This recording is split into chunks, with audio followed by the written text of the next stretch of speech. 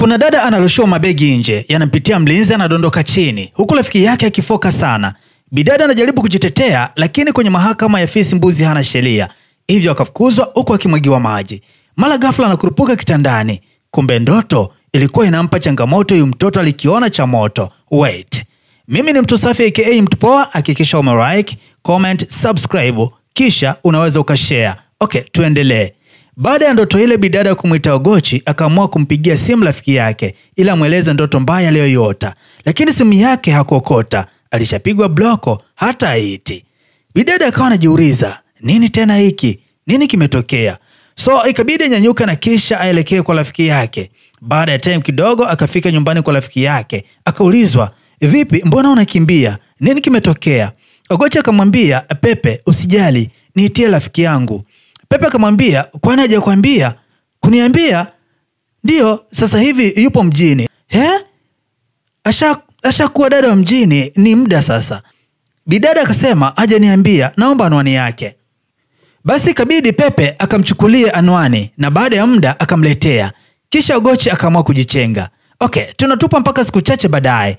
Ogochi alitumia ile address akafika mpaka anapoishi rafiki yake Chitachi kule town. Lakini huku mjini anajiita Sandra. Baada ya kufika hapa akawa anamuuliza mlinzi kuwa anamtafuta rafiki yake anaitwa Chitachi.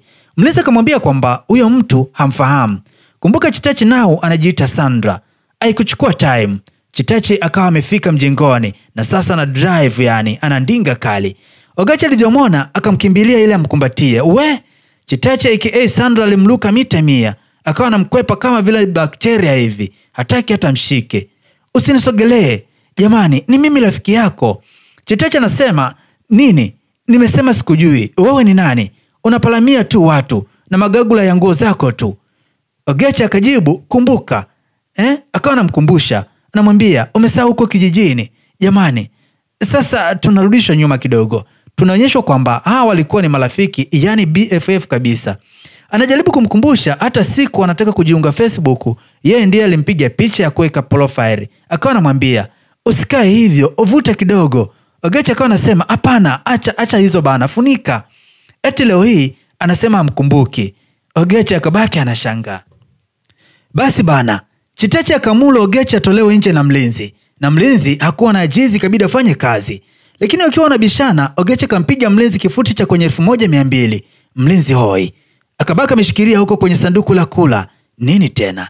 Sitaki niseme mengi. Ogochi akaenda kuongea na Chitachi. Akamwambia kwamba ampe hifadhi, maana ametoka kijijini na ni vigumu kurudi kwa siku ya leo. Lakini bidada akakataa, na hivyo mlinzi akiwa anachechemea akamwomba Ogochi atoke nje. Ogochi akatoka nje na geti likafungwa. Okay, mzigo unatupeleka mpaka nyakati za usiku. Ogochi akaondoka. Mlinzi akaja kuchungulia, akamuona. Huruma ikamuingia. Hivyo akaahidi kumsaidia. So akaamua kumuingiza ndani kimya kimya kwa makubaliano kwamba kesho yake asubuhi ataondoka mapema tu. Kesho yake asubuhi inafika, wa kwanza kuamka alikuwa ni dada mtata huyu wa kumuita Chitachi. Ukisikia siku ya nyani kufa miti yote uteleza, basi ndo hii. Baada ya kumwona Ogochi akawa anamuita mlinzi, Silas. Mwamba naye alikuwa hajaamka. Bidada baada ya kumsikia akawa amekurupuka na yeye ndo anaamka. Sasa mlinzi akabaki na 1 na 2 kichwani. Haraka akakumbuka kwamba mshika 2 moja umponyoka. Akamkataa Ogochi. Akawa anamuuliza, umefikaje hapa? Kumbuka wote wawili hao walikuwa na plani. Ogochi akashindwa meza ama ateme, akawa mpole. Wakati wanabishana, mara sauti ya honi ya gari ikasikika. Nani tena? Getina kaonekana kidume mmoja hivi. Huyu mwamba anaitwa Jackson. Ni boyfriend wa Chitachi aka Sandra. Walikutana huko Facebook. Bidada akakimbia na kumlukia kwa furaha. Huyu mwamba alikuwa anampenda Ogochi, ila rafiki yake wa kumuita Chitachi akamfanyia figisu na kisha akaamua kuhama. Okay, tuendelee. Utanielewa tu. Baada ya kumbato zito la Chitachi na mpenzi wake, Ogochi akamwambia huyu kidume kwamba anafanana na Jackson. Jamaa akasema, ndio, mimi ni Jackson. Kwani wewe ni nani? Mimi ni Ogochi kutoka kijijini. Tulikuwa tunachati Facebook. Mama, ukanibloko. Ninakukumbuka. Kwa hiyo umeacha umalaya? Bidada kashtuka. Akasema, mimi sifanyi hivyo jamani. Hata sijawahi tangu nizaliwe. Chitachi, nimwambie nini? Nimwambie ukweli? Okay baby. Kila mtu anatakiwa kujua una shimo. Wewe ni shimo. Bidada karibu. Ogechi anasema, hapana jamani, sistahili kuitwa nina shimo au shimo. Kwa nini? Kwa nini unanitusi? Kumbuka Chitachi alimdanganya Jackson kwamba Ogechi ni malaya. Okay, tuendelee tu utanielewa. So baada ya kudhalilishana, Chitachi aka Sandra akamchukua mpenzi wake wakaingia ndani. Huku nje akabaki Ogechi na mlinzi, jamaa anaitwa Silas. Mlinzi akawa anamtuliza Ogechi, wakawa wanapiga story hapa. Baada ya muda huku ndani Chitachi alikuwa anagomba akidai kwamba anataka kumfukuze Ogechi. Mwamba akasema hakuna haja ya wewe kwenda, acha kidume nikamtoe. Mwamba akamfuata.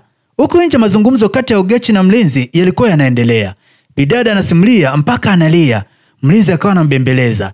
Dakika za kuhesabu Jackson alifika. Wote wakashtuka. Mlinzi akaanza kujitetea. Unajua alikuwa anaondoka. Kidume wa kujiita Jackson hakuongea na hivyo aliamua kuondoka, na hivyo ndivyo inavyotakiwa wanaume kuwa. Basi bana, Jackson akaingia ndani. Mlinzi akadeshi kumtoa nje, ila wakabaki ndani tena. Huku ndani Jackson akamwambia bidada wa kumwita Chitachi kwamba, sikia kipenzi, nataka unifanyie favor kidogo. Nimemkuta rafiki yako nje yuko analia. Nimemwonea huruma. Mwache abaki. Bidada katia ngumu kidogo, ila mwisho wa siku akakubali. Kidume akatoka nje tena. Kama kawaida mlinzi akaanza kujitetea. Bosi, alikuwa anaondoka. Sema nilikuwa najaribu kumsaidia. Mwamba akasema, sawa, unaweza kubaki. Wote wakashangaa. Jackson akamwambia kwamba atakuwa anafanya kazi za ndani. Bidada akakubali. Baada ya muda bidada alienda kuonyeshwa chumba chake na mlinzi wa kumuita Silas. Mlinzi baada ya kumfikisha alikuwa akimwahidi kwamba atamsaidia kufanya usafi. Kama mnavyojua, siku hazigandi. Bidada Ogechi alikuwa kazoea kazi yake, hivyo alikuwa kimudu vema kabisa. Huku upande wa pili, rafiki yake ambaye ni msaliti na mnafiki alikuwa akimwaga mpenzi wake kwamba anatoka. Kidume akawa anaona wivu bana, anamwambia kwamba anaona wivu, maana bidada akavaa kwa mvuto zaidi. Bidada akamwambia kwamba asiwe na wasiwasi, kisha bidada akaamua kujichenga. Baada ya muda Ogechi alimtengea chakula Jackson. Mshikaji badala ale akaanza kumtazama bidada alivyoumbika, uso wake, kiukweli bidada mashallah. Basi mshikaji akawa yuko anaangalia tu shape lake. Bidada akamuuliza, nikuletee maji ya baridi au yaje? Jamaa kujibu. Bidada akawa anatafuta kidomo anatazama nini? Akaamua kumuita bosi. Ndipo jamaa akashtuka. Jamaa akamwambia Ogechi kwamba akae angalau azungumze kidogo. Bidada akatia ngumu kidogo, lakini mwisho wa siku akakubali. Jamaa akaanza kumsifia kwamba anajua kupika vizuri na kazi za ndani anaziweza. Kisha akamwambia, vipi, nini kilitokea mpaka ukaamua kujiuza huko kwenye ukahaba? Basi Ogechi akachukia, akamwambia, sikiliza, hakuna ukweli katika hilo, hata sijawahi kujiuza. Ogechi akaeleza kila kitu kwamba wakati wanachati Facebook yeye alikuwa haelewi Kiingereza vizuri. Kwa hiyo akawa anamtumia rafiki yake Chitachi. Kwa Chitachi alikuwa anafanya kila kitu, yeye anajifanya Ogechi. Kwa hivyo jamaa alikuwa anachati na Chitachi akidhani anachati na Ogechi. Basi Chitachi alikuwa anamwandikia Jackson SMS kwa niaba ya Ogechi, na ilikuwa inasomeka hivi: mimi sipo kwa aina hiyo ya upendo, nipo kwa ajili ya hela, tukimalizana basi. Jamaa akawa anajibu, nilikuwa najua we ni msichana mzuri, kwa nini unafanya hivyo?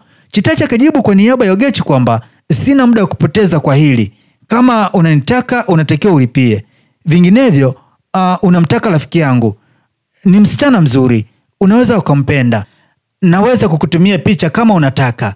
Jamaa akajibu, lakini nakutaka wewe. Bidada kaandika, nishakwambia achana na mimi. Baada ya muda Ogechi akaamua kulalamika, bana, mbona mnachati hata uniambii mnachati nini? Chitachi akadanganya kwamba na chati kuhusiana na wewe, amesema nakupenda toka ndani ya moyo wake. Lakini kumbuka huyu dada alikuwa anamharibia Ogechi alafu anavutia kwake. Akamdanganya kwamba Jackson amesema ana rafiki yake anataka msichana. Kwa hivyo wakakubaliana kwamba huyo msichana awe Chitachi. Bidada kaendelea kuchati na mshikaji, bana, hii ni namba yake na picha yake, unaweza kuendelea kuwasiliana naye, na jina lake anaitwa Sandra. Kisha akatuma nyingine, naomba unibloko, ukiwa tayari kwa hela uwe huru kunitafuta, fanya hivyo na kuomba. Baada ya Chitachi kuharibu dakika chache tu, mshikaji akatuma SMS kwenye namba ya Chitachi, mambo mlembo, rafiki yako wakanitumia namba na picha yako, uwe ni mlembo, tafadhali naweza kukujua zaidi. So Ogechi baada ya kupokea ile SMS akawa anafurahi sana, ila akazuga. Kumbuka haya yote ambayo alikuwa anayafanya, Ogechi alikuwa hajui nini ambacho rafiki yake mnafiki anafanya. Kwa hivyo Ogechi akaendelea kumwelezea jamaa, akamwambia hata hivyo nilivyoshtuka, mbona sikuoni siku hizi? Alidanganya, akawa anasema kwamba unafanya kazi ndani ya maji, kwa hivyo ukitoka ninaweza nikakuona, lakini ukiwa ndani ya maji siwezi kukuona. Lakini siku zilipita mpaka mwezi, nikakata tamaa na wala sikukumbuka kama wewe unaweza ukanibloko. Basi bana, hapa mwamba akawa amepata sasa ukweli. Akaelewa kwamba mtu ambaye alikuwa na chati naye alikuwa ni Chitachi na wala sio Ogechi. Na baada ya muda bidada Chitachi alirudi nyumbani. Mlinzi akawa anamfungulia mlango. Bidada kaingia ndani kwa mikogo. Bidada kaenda moja kwa moja ndani. Akamkuta Ogechi amekaa na Jackson. Bana we. Bidada kaanza kufoka bana. Akamwambia, sikiliza, nilijua tu nikitoka lazima uanze kujisogeza. Wewe unajua ni shetani eh? Basi bidada akatoa maneno ya shombo pale mpaka mshikaji akaamua kuingilia. Baada ya mabishano makubwa, Chitachi akaamua kwenda kuchukua begi la Ogechi ili amfukuze kabisa. Muda wote huo mwamba kidume Jackson alikuwa amekaa kimya. Lakini baadaye Jackson akakataa. Akamwambia kwamba mimi nina shahada ya saikolojia. Jinsi mlivyoongea na matendo yako ni unavyofoka na Ogechi alivyokuwa anaongea, nimegundua kwamba Ogechi atakuwa anasema ukweli. Mwamba akamwambia kwamba sikiliza, wewe itabidi uondoke tu. Mwamba akamwashia moto sana bidada kumuita Chitachi. Mwisho wakakubaliana kwamba yeye amefanya kosa. Kwa hivyo bidada kumuita Chitachi akawa naomba msamaha, lakini mwamba akakataa, hakumsamehe. Bidada akabaki hapa yuko anataka kumpiga tu Ogechi na kumrushia mito, kisha kumfuata Jackson. Huko chumbani Jackson alikusanya mabegi ya Chitachi na kuamua kumfukuza. Mr. Nice aliimba bana.